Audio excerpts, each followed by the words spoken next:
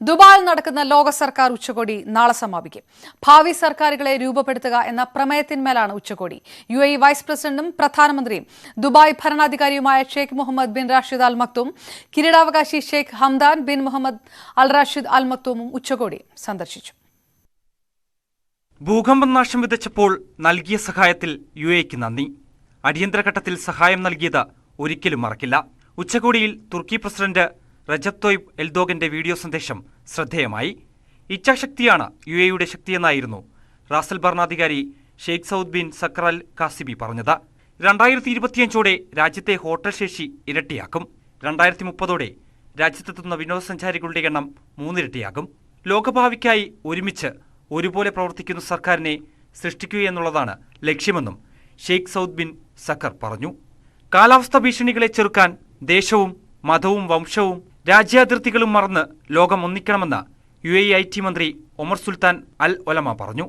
കാലാവസ്ഥാ വ്യതിയാനം മൂലമുണ്ടാകുന്ന ഇത്തരം വെല്ലുവിളികളെ പ്രാദേശികമായി നേരിടാൻ കഴിയില്ല. മാനവരാശിയുടെ മുഴുവൻ ആവശ്യങ്ങളെയാണ് നാം നേരിടേണ്ടത്. അവിടെ സങ്കുചിത മനോഭാവം വെടിയണമെന്നും അദ്ദേഹം ആവശ്യപ്പെട്ടു. ലോകത്തെ നയിക്കാൻ കഴിയുന്ന ആശയങ്ങൾ സ്വരൂപിക്കുകയാണ് ഉച്ചകോടിയുടെ ലക്ഷ്യം. Egypt president Abdel Fattah Al Sisi, Senegal പ്രസിഡന്റും ആഫ്രിക്കൻ യൂണിയൻ ചെയർപേഴ്സണുമായ Macky Sall, Paraguay president Mario Abdo Benitez, Azerbaijan president Ilham Aliyev തുടങ്ങി 20 രാജ്യങ്ങളിലെ ഭരണാധികാരികൾ ഉച്ചകോടിയിൽ പങ്കെടുക്കുന്നുണ്ട്. News 18 Dubai.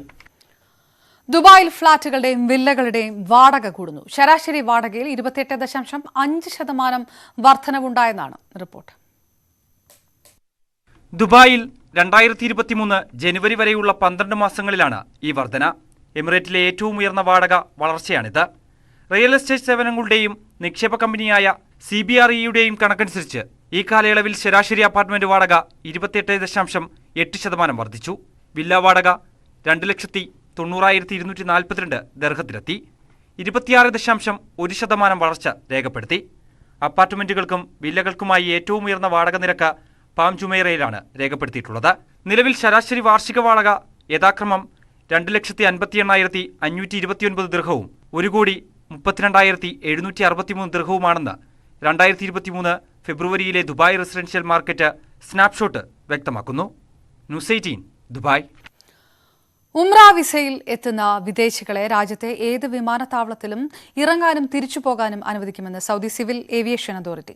സൗദിയിലെ ഏത് വിമാനത്താവളത്തിലേക്കും തിരിച്ചും സർവീസ് നടത്തുന്ന അന്താരാഷ്ട്ര വിമാന കമ്പനികൾക്ക് അയച്ച സർക്കുലറിലാണ് ഇക്കാര്യം വ്യക്തമാക്കിയത്. ഉംറ തീർത്ഥാടകരെ ഏത് വിമാനത്താവളത്തിലും ഇറക്കാനും തിരികെ കൊണ്ടുപോകാനും കമ്പനികൾ ബാധ്യസ്ഥരാണ്. ഇത് പാലിക്കാത്ത വിമാന കമ്പനികൾക്കെതിരെ നിയമാനുസൃത നടപടികളുണ്ടാകും. നേരത്തെ തീർത്ഥാടകർക്ക് ജിദ്ദ, മദീന വിമാനത്താവളങ്ങളിൽ മാത്രമേ ഇറങ്ങാൻ അനുവാദമുണ്ടായിരുന്നുള്ളൂ. അതിൽ മാറ്റം വരുത്തിയ പുതിയ തീരുമാനമുണ്ടായത് കഴിഞ്ഞ വർഷം സെപ്റ്റംബറിലായിരുന്നു. വിദേശ രാജ്യങ്ങളിൽ നിന്നെത്തുന്ന തീർത്ഥാടകർക്ക് ഏത് വിമാനത്താവളങ്ങളിലൂടെയും രാജ്യത്ത് പ്രവേശിക്കാനും തിരികെ പോകാനും കഴിയുമെന്ന് ഹജ്ജ് ഉംറ മന്ത്രാലയം വ്യക്തമാക്കുകയും ചെയ്തിരുന്നു. എന്നാൽ ഇത് സംബന്ധിച്ച ഔദ്യോഗിക അറിയിപ്പ് ലഭിക്കാത്തതിനാൽ പല വിമാന കമ്പനികളും ജിദ്ദയും മദീനയും ഒഴികെ സൗദിയിലെ മറ്റ് വിമാനത്താവളങ്ങളിലേക്കുള്ള ഉംറ യാത്രക്കാരെ കൊണ്ടുവരാൻ മടിച്ചിരുന്നു. ഇത്തരത്തിൽ പലരുടെയും യാത്ര മുടങ്ങുകയും ചെയ്തിരുന്നു. സൗദി അറേബ്യയ്ക്ക് പുറത്തുനിന്നുള്ള ഉംറ തീർത്ഥാടകർക്ക് നിശ്ചിത വിമാനത്താവളങ്ങളില്ലെന്ന മന്ത്രാലയ നിലപാട് നേരത്തെ വ്യക്തമായെങ്കിലും ഗാഗയുടെ സർക്കുലർ ലഭിക്കാത്തതിനാൽ പല വിമാന കമ്പനികളും പുതിയ നിയമം പാലിച്ചിരുന്നില്ല. ഉംറ തീർത്ഥാടകന് രാജ്യത്തെ ഏതെങ്കിലും അന്താരാഷ്ട്രീയമോ പ്രാദേശികമോ ആയ വിമാനത്താവളങ്ങളിലൂടെ പ്രവേശിക്കാനും പോകാനും കഴിയുമെന്ന ഈ തീരുമാനം കർശനമായി വിമാന കമ്പനികൾ പാലിക്കണമെന്നും പുതിയ അറിയിപ്പിൽ അതോറിറ്റി വ്യക്തമാക്കുന്നു. News 18 Jeddah. റിയാദ് പ്രവിശ്യയിൽ പൊടിക്കാറ്റിന് സാധ്യത. ഡ്രൈവർമാർ സ്വയം സുരക്ഷയ്ക്കും യാത്രക്കാരുടെ സുരക്ഷയ്ക്കും വേണ്ടി ജാഗ്രത പാലിക്കണമെന്ന് റോഡ് സുരക്ഷാ വിഭാഗം ആവശ്യപ്പെട്ടു. അഫ്ലാജ്, അൽ ഖർജ്, ദിലം, സുലൈൽ, വാദി ദവാസിർ, ഹരീഖ്, ദറിയ എന്നിവിടങ്ങളിൽ പൊടിക്കാറ്റിന് സാധ്യതയുണ്ട്. ഇന്നത്തെ താപനില തുറൈഫിലാണ് ഏറ്റവും കുറവ്. 1 ഡിഗ്രിയാണ് തുറൈഫിൽ. ഉത്തര അതിർത്തി അൽജഫ്, ഹായിൽ, ഖസീം, റിയാദിന്റെയും കിഴക്കൻ പ്രവിശ്യയുടെയും വടക്ക് ഭാഗങ്ങൾ എന്നിവിടങ്ങളിൽ പൊടിക്കാറ്റിന് സാധ്യതയുണ്ടെന്ന് കാലാവസ്ഥാ നിരീക്ഷണ കേന്ദ്രം അറിയിച്ചു. ഭൂകമ്പങ്ങൾ അതിജീവിക്കുന്ന വിധത്തിലാണ് ബറാക്ക ആണവ നിലയം രൂപകൽപ്പന ചെയ്തതെന്ന് UAE ന്യൂക്ലിയർ റെഗുലേഷൻ അതോറിറ്റി അറിയിച്ചു. ഇന്റർനാഷണൽ അറ്റോമിക് എനർജി ഏജൻസി കോൺഫറൻസിലാണ് അധികൃതർ ഇക്കാര്യം വ്യക്തമാക്കിയത്. തുർക്കിയിലും സിറിയയിലും ഉണ്ടായ ഭൂകമ്പത്തിന്റെ പശ്ചാത്തലത്തിലാണ് ബറാക്ക ആണവ നിലയത്തിന്റെ പ്രതിരോധ ശേഷിയെക്കുറിച്ച് അബുദാബിയിൽ നടന്ന ഇന്റർനാഷണൽ അറ്റോമിക് എനർജി കോൺഫറൻസിൽ ചോദ്യമുയർന്നത്. ഏത് പ്രതികൂല സാഹചര്യത്തിലും ബെറാക്ക ആണവ പ്ലാന്റിന് നിലനിൽക്കാൻ കഴിയുമെന്ന് പ്രകൃതി ദുരന്തങ്ങളെ അതിജീവിക്കാൻ ശേഷിയുണ്ടെന്നും federal authority for nuclear regulation director general Christer Viktorsson പറഞ്ഞു. 2011 ജപ്പാനിലുണ്ടായ സുനാമിയിൽ ഫുക്കുഷിമ ആണവ നിലയത്തിന് കേടുപാട് സംഭവിച്ചിരുന്നു. ഈ സാഹചര്യത്തിൽ ബെറാക്ക ആണവ നിലയത്തിന്റെ നിർമ്മാണ ഘട്ടത്തിൽ തന്നെ ഡിസൈനുകളുടെയും മറ്റും കാര്യത്തിൽ വേണ്ട സുരക്ഷിതത്വം ഉറപ്പാക്കിയിരുന്നു. 2012 ആദ്യ യൂണിറ്റ് നിർമ്മാണം നടക്കുന്ന ഘട്ടത്തിൽ പ്രളയം ഉൾപ്പെടെയുള്ള ദുരന്തങ്ങളെ അതിജീവിക്കാനുള്ള പ്ലാന്റിന്റെ ശേഷി പരിശോധന നടത്തി സുരക്ഷ ഉറപ്പാക്കിയിരുന്നു. അബുദാബി അൽദഫ്രയിലാണ് ബെറാക്ക പ്ലാന്റ് സ്ഥിതി ചെയ്യുന്നത്.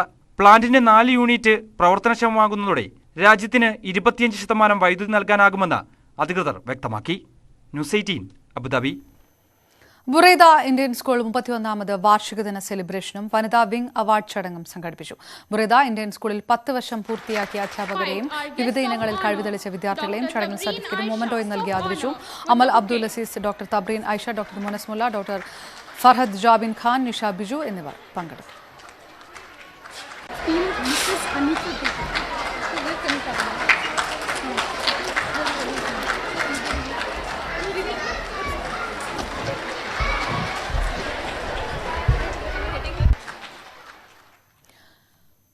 ഇനി ഇന്നത്തെ വിനിമയ നിരക്കുകൾ നോക്കാം. UAE ദിർഹം 22 രൂപ 58 പൈസ, സൗദി റിയാൽ 22 രൂപ 11 പൈസ, കുവൈറ്റി ദിനാർ 271 രൂപ 2 പൈസ, ഖത്തറി റിയാൽ 22 രൂപ 78 പൈസ, ഒമാനി റിയാലിന് 215 രൂപയും 49 പൈസയും, ബഹ്റൈനി ദിനാർ 222 രൂപ 10 പൈസയുമാണ് ഇന്നത്തെ നിരക്ക്.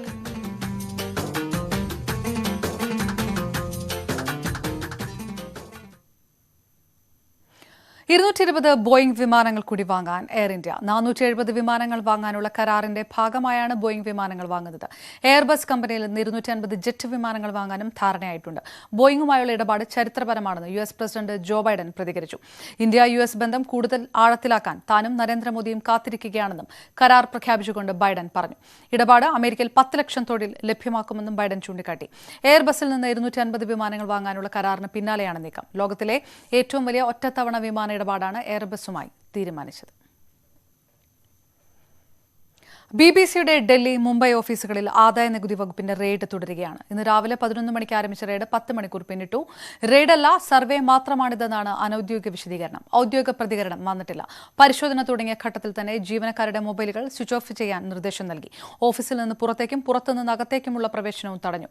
രാജ്യാന്തര നികുതിയുമായി ബന്ധപ്പെട്ട വിഷയത്തിലാണ് പരിശോധന എന്നാണ് വിവരം. ഗുജറാത്ത് കലാപത്തിൽ പ്രധാനമന്ത്രി നരേന്ദ്രമോദിയെ വിമർശിക്കുന്ന ഇന്ത്യ ദ മോദി ക്വസ്റ്റ്യൻ എന്ന ഡോക്യുമെന്ററി സംപ്രേഷണം ചെയ്തതിലുള്ള സർക്കാരിന്റെ അമർഷമാണ് റെയ്ഡിന് പിന്നിലെന്ന് പ്രതിപക്ഷ പാർട്ടികൾ ആരോപിച്ചു. അപ്രഖ്യാപിത അടിയന്തരാവസ്ഥ എന്നായിരുന്നു കോൺഗ്രസിന്റെ പ്രതികരണം. വിനാശകാലെ വിപരീത ബുദ്ധിയെന്ന് ജയറാം രമേശും ട്വീറ്റ് ചെയ്തു. BBC ഓഫീസുകളിലെ പരിശോധനയും ഡോക്യുമെന്ററിയും തമ്മിൽ ബന്ധമില്ലെന്ന് കെ സുരേന്ദ്രൻ. നിയമത്തിന്റെ വഴിക്ക് പോകുമെന്ന് BJP സംസ്ഥാന അധ്യക്ഷൻ പറഞ്ഞു. നിയമത്തിന്റെ വഴിക്ക് പോകുമല്ലോ, അതിന് നമ്മളെന്തിനാണ് ഇത്രയും നിയമപരമായിട്ടുള്ള കാര്യങ്ങളാണല്ലോ രാജ്യത്ത് നടക്കുന്നത്. അപ്പം നിയമം അതിൻ്റെതായിട്ടുള്ള വഴിക്ക് പോകും. BBC അല്ല ആരായാലും നിയമപരമായിട്ടുള്ള കാര്യങ്ങളെ ഈ രാജ്യത്ത് നടക്കുള്ളൂ. നിയമവിരുദ്ധമായ കാര്യങ്ങളുണ്ടെങ്കിൽ അവിടെ അന്വേഷണം നടക്കും. ഡോക്യുമെന്ററി വരുന്നതുകൊണ്ടൊന്നല്ലെന്നോ, ഡോക്യുമെന്ററി വരുന്നതുകൊണ്ടാണെന്ന് നിങ്ങളെങ്ങനെയാണ് വ്യാഖ്യാനിക്കുന്നത്? സർക്കാരിനെ സംബന്ധിച്ച് അന്വേഷണം നടത്തുന്നത് ഇപ്പോൾ എല്ലാ സംസ്ഥാനങ്ങളിലും നമ്മുടെ രാജ്യത്ത് സ്വതന്ത്രമായ ഏജൻസികൾ അന്വേഷിക്കുന്നുണ്ട്. അപ്പോൾ അത് നിങ്ങൾ തടസ്സപ്പെടുത്താൻ എന്തിനാണ് ശ്രമിക്കുന്നത്? അദാനി വിവാദമടക്കം പ്രതിപക്ഷ ആരോപണങ്ങൾക്ക് മറുപടിയുമായി കേന്ദ്ര ആഭ്യന്തരമന്ത്രി അമിത്ഷാ. അദാനിയുമായി ബന്ധപ്പെട്ട് BJPക്ക് ഒളിക്കാനും ഭയക്കാനും ഒന്നുമില്ലെന്നും അമിത്ഷാ പറഞ്ഞു. രാഹുൽ ഗാന്ധിയുടെയും മല്ലികാർജ്ജുൻ ഖാർഗെയുടെയും പരാമർശങ്ങൾ സഭാരേഖകളിൽ നിന്ന് നീക്കിയതിൽ പ്രതിപക്ഷ പ്രതിഷേധം തുടരുന്നതിനിടെ ആരോപണങ്ങളോട് അമിത്ഷാ പ്രതികരിച്ചു. സഭാരേഖകളിൽ നിന്ന് അംഗങ്ങളുടെ പരാമർശം നീക്കുന്നത് ആദ്യമല്ല. സഭ്യമായ ഭാഷ ഉപയോഗിച്ച് ചട്ടപ്രകാരം ചർച്ച നടക്കേണ്ട സ്ഥലമാണ് പാർലമെന്റ് എന്നും അമിത്ഷാ പറഞ്ഞു. अभी सुप्रीम कोर्ट ने केस का संज्ञान लिया है. देश की कैबिनेट के सदस्य नाते जब सुप्रीम कोर्ट ने किसी मैटर को सीज किया हो उस वक्त मेरे लिए बोलना ठीक नहीं होगा, परंतु इसमें बीजेपी के लिए कुछ छुपाने को नहीं है और ना किसी बात से डरने की जरूरत है. വോട്ട് ബാങ്ക് ലക്ഷ്യമിട്ടല്ല PFI നിരോധനമെന്ന് കേന്ദ്ര ആഭ്യന്തരമന്ത്രി അമിത്ഷാ. PFI തീവ്രവാദത്തെയും മതവിദ്വേഷത്തെയും പ്രോത്സാഹിപ്പിക്കുന്ന നിലപാട് സ്വീകരിച്ചു. അതുകൊണ്ടാണ് PFIക്കെതിരായ നടപടികൾ വേഗത്തിലാക്കിയതെന്നും അമിത്ഷാ പറഞ്ഞു. प्रयास कांग्रेस सरकार द्वारा किया गया जिसको कोर्ट ने रोका है. अब इसमें इनको बुरा लगाने जैसा क्या, या तो आप प्रयास न करते प्रयास करोगे तो सुनना पड़ेगा। और दूसरी ओर हमने पीएफआई को बैन किया है, सफलतापूर्वक बैन किया है। और मैं मानता हूं कि पीएफआई इस देश में धर्मांधता और कट्टरता बढ़ाने वाला ऑर्गेनाइजेशन था। टेररिज्म का एक प्रकार से रॉ मटेरियल तैयार करने का वो लोग प्रयास कर रहे थे। कई ऐसे डॉक्यूमेंट मिले हैं जो बताते हैं कि इनकी गतिविधियां देश की एकता और अखंडता के लिए अच्छी नहीं थी। तो हमने वोट बैंक की पॉलिटिक्स से ऊपर उठकर इस पर कठोरतापूर्वक बैन लगाने का फैसला किया है। GST വിഹിതം സംബന്ധിച്ച പാർലമെന്റ് ചോദ്യത്തെ തുടർന്നുള്ള രാഷ്ട്രീയ വിവാദം മുറുകുന്നു. NK പ്രേമചന്ദ്രൻ ഉന്നയിച്ച ചോദ്യത്തിൽ പിഴവുണ്ടെന്ന് സംസ്ഥാന സർക്കാർ വാദിക്കുമ്പോൾ സർക്കാർ തെറ്റിദ്ധാരണ പടർത്തുകയാണെന്നാണ് NK പ്രേമചന്ദ്രന്റെ മറുപടി. GST വരുമാനത്തിൽ വളർച്ച കൈവരിച്ചുവെന്ന് കേരളം അവകാശപ്പെടുമ്പോൾ വീണ്ടും നഷ്ടപരിഹാരം ആവശ്യപ്പെടുന്നതിൽ അർത്ഥമില്ല എന്ന വാദമാണ് NK പ്രേമചന്ദ്രൻ ഉയർത്തുന്നത്. സംസ്ഥാനത്തിനുള്ള GST വിഹിതം സംബന്ധിച്ച് NK പ്രേമചന്ദ്രന്റെ ചോദ്യവും കേന്ദ്ര ധനമന്ത്രിയുടെ വിമർശന മറുപടിയും ചൂടേറിയ രാഷ്ട്രീയ വിവാദത്തിന് വഴിവെച്ചിരിക്കുകയാണ്. കേരളം കണക്ക് സമർപ്പിക്കാറില്ലെന്ന നിർമ്മലാ സീതാരാമന്റെ മറുപടി സംസ്ഥാന സർക്കാരിനെതിരെ വലിയ വിമർശനമായി മാറി. ഇതോടെ NK പ്രേമചന്ദ്രൻ ഉന്നയിച്ച ചോദ്യത്തിൽ തന്നെ പിഴവുണ്ടെന്നാണ് സർക്കാരിന്റെ വാദം. കേരളം ആവശ്യപ്പെടാത്തൊരു കാര്യം അവിടെ ഉന്നയിച്ച് കേരളം കണക്ക് കൊടുക്കുന്നില്ല എന്നും മറ്റും വരുത്തി തീർക്കാൻ ശ്രമിച്ചാൽ ആർക്കാ ഗുണം? കേരളത്തിന് കിട്ടേണ്ട വരുമാനം ഇല്ലാതാകും. മറ്റൊന്ന്, ഡിവിസീവ് പൂളിൽ നിന്നുള്ള പണം കേരളത്തിന് അർഹമായ നികുതി വരുമാനത്തിന്റെ പകുതിയെ കിട്ടുന്നുള്ളൂ എന്നുള്ളതാണ് കേരളത്തിന്റെ ആവശ്യം, കേരളം ഉന്നയിക്കുന്നത്. അക്കാര്യത്തെ സംബന്ധിച്ചും അവിടെ കേരളത്തിന് ഇപ്പൊ കിട്ടുന്നത് 1.92%. കേരളത്തിന് 3.5% അർഹതയുണ്ട്. അങ്ങനെ കിട്ടുകയാണെങ്കിൽ 18,000 കോടി രൂപയെങ്കിലും ഒരു വർഷം അധികം കിട്ടണം. ഈ രണ്ട് കാര്യങ്ങളും അവിടെ ഉന്നയിച്ച് കേരളത്തിന് വേണ്ടി വാദിക്കേണ്ടതിന് പകരം കേരളം കണക്ക് കൊടുക്കുന്നില്ല എന്ന് സ്ഥാപിക്കാൻ ശ്രമിച്ചിട്ട് ആർക്കാകണം? കേരളത്തിന്റെ താല്പര്യം സംരക്ഷിക്കാനല്ല. ശരിക്കും കേരളത്തിന് കണക്ക് കൊടുത്തില്ലെങ്കിൽ, AG അംഗീകരിച്ചില്ലെങ്കിൽ, മറ്റ് കണക്കുകളില്ലെങ്കിൽ 750 കോടി ഒഴിച്ച് ബാക്കി പണം കിട്ടുമോ? എന്നാൽ തന്റെ ചോദ്യത്തിൽ പിഴവുണ്ടായിട്ടില്ലെന്നാണ് NK പ്രേമചന്ദ്രന്റെ നിലപാട്. 20% GST വളർച്ച കൈവരിച്ചു എന്ന് സർക്കാർ അവകാശപ്പെടുമ്പോൾ GST നഷ്ടപരിഹാരം ആവശ്യപ്പെടുന്നതിൽ സാങ്കത്യമുണ്ടോ എന്നാണ് NK പ്രേമചന്ദ്രന്റെ ചോദ്യം. സംസ്ഥാന ധനമന്ത്രി തന്നെ അവകാശപ്പെടുന്നു കേരളത്തിൽ നികുതി വരുമാന വളർച്ചാ നിരക്ക് 20% കഴിഞ്ഞുവെന്ന് അവകാശപ്പെടുമ്പോൾ എങ്ങനെയാണ് GST കോമ്പൻസേഷൻ സംസ്ഥാനത്തിന് ലഭിക്കുക? മാധ്യമങ്ങളിലൂടെ നടത്തിക്കൊണ്ടിരിക്കുന്ന പ്രചരണം നിർഭാഗ്യകരമാണ്. കാരണം തങ്ങളുടെ വീഴ്ച മറച്ചു പിടിക്കാൻ മറ്റുള്ളവരുടെ മേലിൽ കുറ്റം ചുമത്തുക, എന്നിട്ട് എസ്കേപ്പിസം റൂട്ട് സ്വീകരിക്കുക എന്നുള്ളതാണ് ഈ കാര്യത്തിൽ ചെയ്യുന്നത്. കേന്ദ്ര സർക്കാർ പാർലമെന്റിൽ നൽകിയ മറുപടിയിൽ തെറ്റുണ്ടെങ്കിൽ ഇക്കാര്യം വീണ്ടും പാർലമെന്റിൽ ചൂണ്ടിക്കാട്ടുമെന്നാണ് പ്രേമചന്ദ്രന്റെ നിലപാട്. GST കുടിശ്ശിക സംബന്ധിച്ച് കേന്ദ്ര ധനമന്ത്രി പറഞ്ഞത് തെറ്റാണെങ്കിൽ അത് ബാലഗോപാൽ തെളിയിക്കണമെന്ന് KC വേണുഗോപാൽ പറഞ്ഞു. അങ്ങനെ തെളിയിച്ചാൽ പാർട്ടി കൂടെയുണ്ടാകുമെന്നാണ് KC വേണുഗോപാലിന്റെ നിലപാട്. 2017 മുതലുള്ള ആവശ്യമായിട്ടുള്ള രേഖകൾ സമർപ്പിച്ചിട്ടില്ല എന്നുള്ള ഗൗരവതരമായിട്ടുള്ള ആരോപണമാണ് ധനമന്ത്രി ഉന്നയിച്ചത്, അതും ഫ്ലോർ ഓഫ് ദ ഹൗസിൽ. അപ്പോൾ അത് തെറ്റാണെങ്കിൽ അങ്ങനെ വെറുതെ വിടാൻ പറ്റുമോ? ധനമന്ത്രിക്ക് അത് പ്രിവിലേജാണ്. അത് തെറ്റാണെങ്കിൽ ധനമന്ത്രി സഭയിൽ ഇത് പറഞ്ഞിട്ടുണ്ടെങ്കിൽ അത് പ്രിവിലേജാണ്, സഭയെ തെറ്റിദ്ധരിപ്പിക്കലാണ്. കേരള സർക്കാർ അതുമായിട്ട് ബന്ധപ്പെട്ട് തയ്യാറായാൽ ഞങ്ങൾ തയ്യാറാണ് ധനമന്ത്രിക്കെതിരെ പ്രിവിലേജ് കൊടുക്കാൻ. കോൺഗ്രസ് തയ്യാറാണ്. GST നഷ്ടപരിഹാരം അനുവദിക്കുന്നതിൽ കേന്ദ്ര സർക്കാർ തുടർച്ചയായി സംസ്ഥാനത്തെ അവഗണിക്കുന്നു എന്നായിരുന്നു നേരത്തെ ബജറ്റിലടക്കം കേരളം ചൂണ്ടിക്കാട്ടിയത്. എന്നാൽ 2017 മുതൽ AGയുടെ സർട്ടിഫിക്കറ്റ് കേരളം ഹാജരാക്കിയിട്ടില്ലെന്നാണ് ഇന്നലെ നിർമ്മലാ സീതാരാമൻ പാർലമെന്റിൽ നൽകിയ മറുപടി. ന്യൂസ് 18 തിരുവനന്തപുരം. GST നഷ്ടപരിഹാരം വൈകുന്നു എന്നത് CPMന്റെ ക്യാപ്സൂളാണെന്ന് പ്രതിപക്ഷ നേതാവ് VD സതീശൻ. കിട്ടാനുള്ള നികുതി ചോദിച്ചു വാങ്ങാതെ അധികഭാരം ജനങ്ങളുടെ തലയിലിടുകയാണെന്ന് PK കുഞ്ഞാലിക്കുട്ടിയും വിമർശിച്ചു. രാപ്പകൽ സമരത്തിലാണ് നേതാക്കളുടെ പ്രതികരണങ്ങൾ. ഇന്നലെ ആരംഭിച്ച UDFന്റെ രാപ്പകൽ സമരം സമാപിച്ചു. നികുതി പിരിച്ചെടുക്കുന്നതിൽ സർക്കാർ പരാജയപ്പെട്ടത് മറയ്ക്കാനാണ് അനാവശ്യവാദങ്ങൾ നിരത്തുന്നതെന്ന് പ്രതിപക്ഷം ആരോപിച്ചു.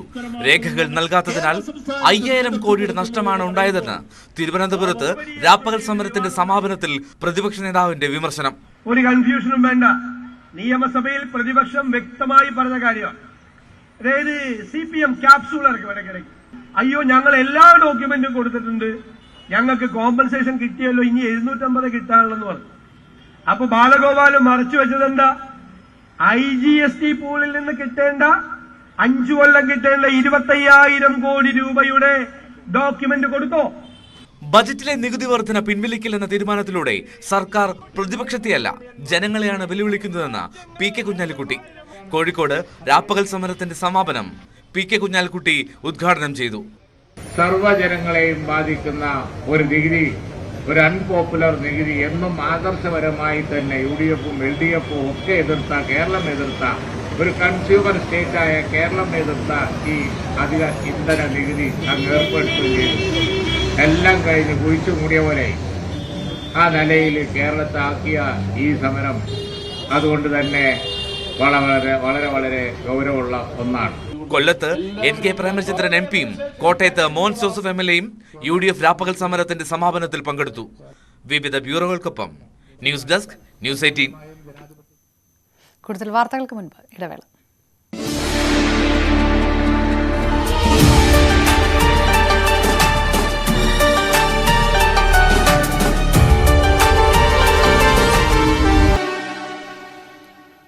വരുമാനത്തിന് അനുസരിച്ച് ശമ്പളമെന്ന് KSRTC. തൊഴിലാളി യൂണിയനുകളുടെ അടിയന്തര യോഗം വിളിച്ചു. നാളെ ഉച്ചയ്ക്ക് യോഗം ചേരും.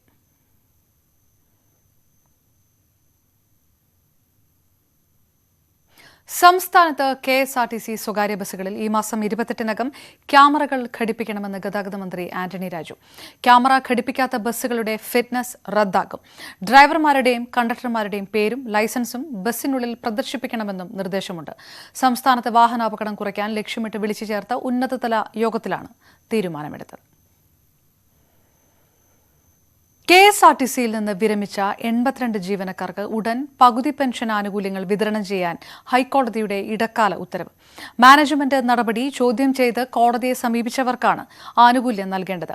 ആനുകൂല്യങ്ങൾ ലഭിക്കാനുള്ള മുഴുവൻ പേർക്കും സമാശ്വാസമായി 1 ലക്ഷം നൽകാമെന്ന KSRTCയുടെ നിലപാട് കോടതി രേഖപ്പെടുത്തിയെങ്കിലും ഇതിൽ തീരുമാനമായിട്ടില്ല. ആനുകൂല്യം വിതരണം ചെയ്യാൻ കയ്യിൽ പണമില്ല എന്ന് KSRTC അറിയിച്ചു. എന്നാൽ മാനേജ്മെന്റിന്റെ കെടുകാര്യസ്ഥതയിൽ ജീവനക്കാർ എന്തിന് ബുദ്ധിമുട്ടണമെന്നായിരുന്നു കോടതിയുടെ ചോദ്യം. വരുമാനം മുഴുവൻ ബാധ്യതകൾ തീർക്കാൻ ഉപയോഗിക്കുന്നത് നിർഭാഗ്യകരമായ സാഹചര്യമാണെന്ന് കോടതി വിലയിരുത്തി. വരുമാനത്തിൽ വർധനവുണ്ടായിട്ടും പെൻഷൻ ആനുകൂല്യത്തിനായി നിശ്ചിത ശതമാനം തുക KSRTC മാറ്റിവെക്കാഞ്ഞതിലും കോടതി അതൃപ്തി പ്രകടിപ്പിച്ചു. ഹർജികൾ ഹൈക്കോടതി 28-ന് വീണ്ടും പരിഗണിക്കും. 2022 ജനുവരി മുതൽ ഡിസംബർ വരെ വിരമിച്ച 1001 പേരെ 3 വിഭാഗങ്ങളായി തിരിച്ച് വിരമിക്കൽ ആനുകൂല്യം നൽകാനാവശ്യമായ തുക സംബന്ധിച്ച കണക്കുകൾ KSRTC ഇന്ന് ഹൈക്കോടതിയിൽ സമർപ്പിച്ചിരുന്നു. മുഖ്യമന്ത്രി പോകുന്ന റൂട്ടിലുള്ളവർ വീട്ടിലടച്ചിരിക്കേണ്ട അവസ്ഥയാണെന്ന് പ്രതിപക്ഷ നേതാവ് VD സതീശൻ. ഇത് സ്റ്റാലിന്റെ റഷ്യയല്ല, ജനാധിപത്യ കേരളമാണ്. പിണറായി സർക്കാരിന് വികൃതമായ മുഖമാണെന്നും സതീശൻ വിമർശിച്ചു.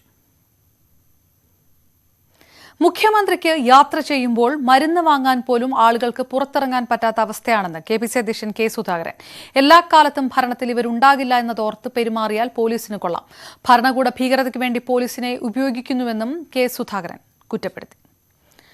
പിണറായിയെ പേടിച്ച് കേരള ജനതയ്ക്ക് വഴി നടക്കാൻ പറ്റാത്ത അവസ്ഥയാണെന്ന് KC വേണുഗോപാൽ. K. സുധാകരനെ KPCC അധ്യക്ഷ സ്ഥാനത്ത് നിന്ന് മാറ്റാൻ MP-മാർ ഹൈക്കമാൻഡിന് കത്ത് നൽകിയെന്ന വാർത്ത അടിസ്ഥാനരഹിതമാണെന്നും KC വേണുഗോപാൽ കണ്ണൂരിൽ പറഞ്ഞു.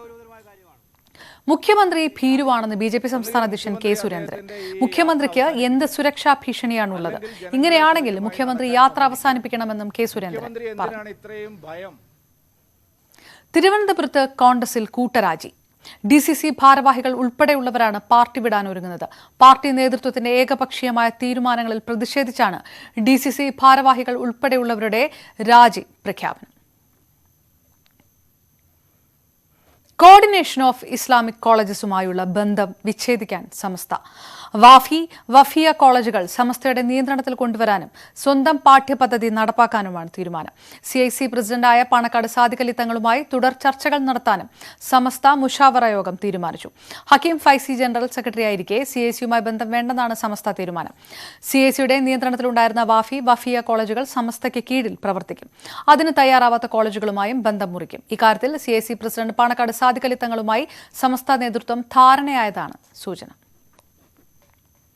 RSSും ജമാഅത്തെ ഇസ്ലാമിയും തമ്മിൽ ഉഭയകക്ഷി ചർച്ച നടന്നു എന്ന തരത്തിൽ വന്നുകൊണ്ടിരിക്കുന്ന വാർത്ത ദുരുദ്ദേശപരവും തെറ്റിദ്ധരിപ്പിക്കുന്നതുമാണെന്ന് ദേശീയ secretary general T. Arif Ali. RSS പ്രതിനിധികളും രാജ്യത്തെ പ്രമുഖ മുസ്ലിം സംഘടനകളുടെ പ്രതിനിധികളും ബുദ്ധിജീവികളും തമ്മിൽ ചർച്ച നടത്തിയെന്നത് ശരിയാണ്. RSSന്റെ നിർദ്ദേശപ്രകാരമായിരുന്നു ചർച്ചയെന്നും ജനാധിപത്യ രാജ്യത്ത് വിയോജിപ്പുകൾക്കൊപ്പം ചർച്ചയും വേണമെന്നും T. ആരിഫ് അലി പറഞ്ഞു. ഗൾഫ് 18 പൂർണ്ണമാകുന്നു. നമസ്കാരം.